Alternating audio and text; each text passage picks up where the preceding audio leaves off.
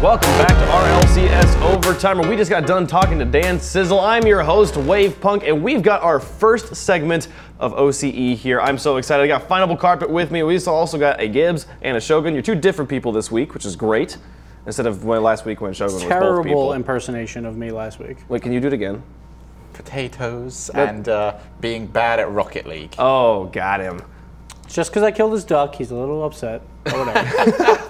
So I will find a new one. You had three others. So we've talked about North America, we've talked about Europe, we talk about these regions all the time because they've been here for 3 seasons. But OCE is a brand new part of Rocket League this year, and I'm so excited to get into just learning about this scene. We don't get to watch as much of it because it's right after the North American broadcast, but luckily we have experts over in OCE to talk to us about it. Yummy Cheeseman's on the line. Yummy, how you doing, dude?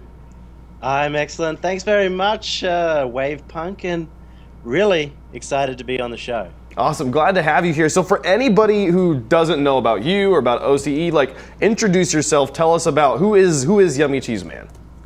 Well, used to be a former top player on Gameroos, where happened to come second or third in every single major tournament ever going, never first, and so you have to quit after that. But eventually went on to casting, analysis, coaching, power ranking, community leadership, and now I am the analyst and also organizer and community coordinator for Throwdown eSports. That seems like a lot of work. A lot of so job much. titles. That's similar to the load you were doing back for the Pulsar Premier League. Oh, I don't want to relive those days. I remember when you and I were casting. You were casting and running the tournament and also producing the broadcast at one time. Yeah, running the broadcast while also attempting to cast. Which I was garbage at the time. I was really bad at casting, and also adminning those players. If any of you ever tried to admin Rocket League players, they can be a little divas sometimes. I see Yummy shaking his head. He knows about that struggle. But Yummy, though, he's trying to follow in my footsteps, except I won everything that I participated in. Oh, man. You know, sorry, Yummy, but I understand why you retired. I retired for basically the same reasons, though. I was terrible as well. All right, so for those of you that are unaware, OCE has a play. So the competitive scene in OCE has been around for a long time. They actually, if I'm correct, if my memory serves me correctly, OCE has a player with the most unique title in the game. Stoney has a title that says the first Rocketeer. The first Rocketeer ever was an Australian player. So the scene's been around a long time. Yummy, my question is to you, how just excited were you as an individual in the OCE region as a whole to now know that you're a part and one of the first regions outside of the original 2 to now be a part of the RLCS broadcast? I think we're still riding that high where now everyone's still excited, but when it came out, it was just crazy for the first few days, and I think I've seen the trailer right now for the OCE as part of it. New challenges, will they rise? And I still get goosebumps after seeing it maybe 10 times. I mean, that's really cool. And as far as how long the scene's been around, you said you were in it for a long time, and you making that transition, what made you all of a sudden realize, hey, I just want to be a part of the scene as opposed to competing in it? I think I was just doing everything at all points in life, and I just realized at one point I can't do everything. I need to take a step back from something, and I didn't want to compete unless I could be the best. So instead, I'm trying to help everyone else out in Rocket League Oceania in becoming the best players they can be. All right, Big Cheese, it's Gibbs here. So qualifiers happened. You had a wide open qualifiers once again. How much fun was that to see all these teams come out of the woodwork to play in this? And then was there any surprises or some letdowns, kind of like the Team Iris of OCE? There was no Team Iris, no repeat of that. There was some close calls, though. Jam Gaming in particular, one of the very best teams here in OCE, went down to Corvidae in the upper bracket, and that was a huge upset at the time. And then going down to lower bracket, they did 3-0. But a team called B Team, brand new, coming out of the woodworks, they almost took them in multiple games. They took it to overtime twice. And that's been a real theme that all of our matches so far have been really close. The scene is getting tighter and tighter. And even our 3-0s typically have 3 overtimes. Wow. So, continuing on in chronological order, we've had when you guys came through, we had when you guys ended up coming in for your qualifying stage. Now week 1 is in the books. Now you've had this time to go through it. Was there anything that we didn't really expect to see? Is there anything that you saw that was just like, wow, this team is no longer a surprise anymore. This is a team that is ready to play? I was going to be surprised at the time if Masterminds or Scylla had really done anything in league play. And week 1, they already stepped up. Scylla eSports taking down Legacy, the longest running team in the region. And for those who do not know, Legacy eSports used to be the kings of Oceania. They went an entire year without losing a single tournament. And now Scylla eSports have taken it to them. Masterminds took 1 more to Game 5 overtime. And it's really showing that all these teams are putting in so much practice. I'm seeing them play about 7 days a week for 5 hours each night. My goodness, that's a lot. We have some North American players that I wish were putting in that much time of practice right now. Ouch. It's true. Just gonna It's very say. true. He knows exactly I did coach who he is. Vendetta in Season 2, and that was probably the theme of NA Season 2 for me. So a lot of people aren't familiar particularly with the teams or the broadcasts, and you guys do go on shortly after our Saturday's end. So I'm curious, now that you've got week 1 wrapped up and you've gotten some results, maybe some surprises, some not, what are some games that we should all be looking forward to going into week 2? Ooh, week 2, you definitely want to see Jam Gaming versus 1 More. There's actually a lot of exciting matches in week 2. Jam Gaming versus 1 More, those are 2 teams that are expected to make it in the top 4. But if 1 More lose to Jam Gaming, it's going to make their journey more difficult.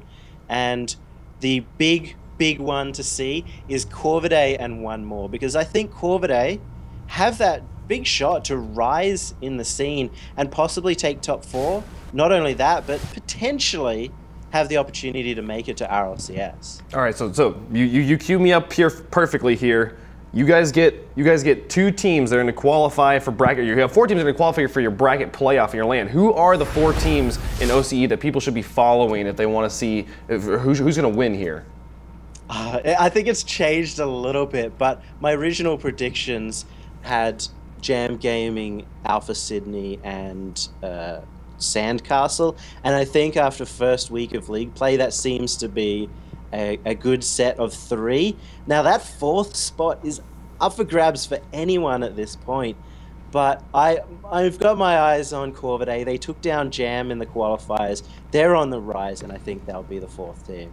So you're talking about that. We have 4 teams to go to the playoffs, but only 2 go to the World Championships. Yummy, give me those 2 teams right now, today.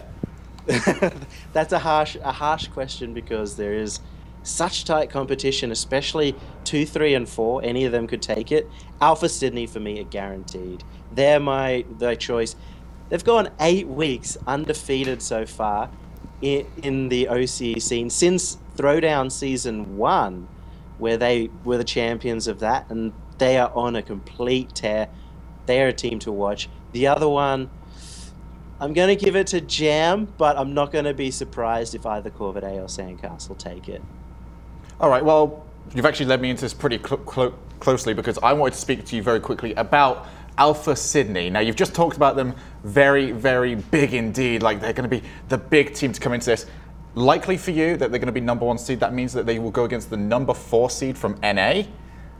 Firstly, can they beat the #4 seed from NA? And secondly, who do you think that would be? Ooh, I think they definitely could beat #4 NA. If they're not beating it #4 NA, then they're not beating anyone, which is a huge problem. But watching NA, from the eyes of Oceania, you can tell that they only have 2 good teams. That's NRG and G2. Getting savage. You watch your mouth. The rest of them, I like this guy. They're all about mechanics. It's just mechanics, and that doesn't win you the game.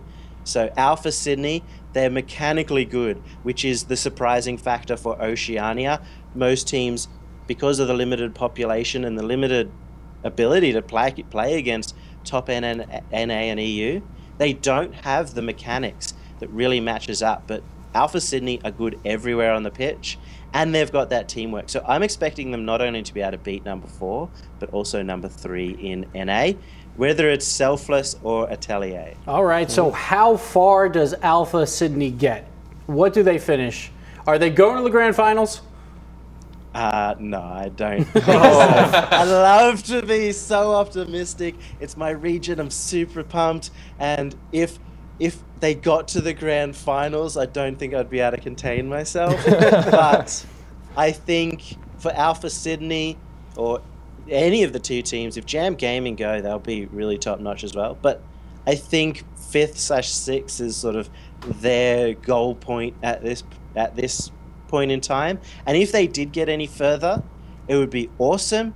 If they made 7th and 8th, then that's a good enough effort for our first season in RLCS. Hey, if iBuyPower can come out and win season 1, I believe that anything can happen here, and OCE definitely has a shot at LAN. I'm excited. Hey, Yummy, thank you so much for talking to us, and we've been grilling you pretty hard. You have any shout-outs or any kind of call-outs you want to give out to anybody before I let you go?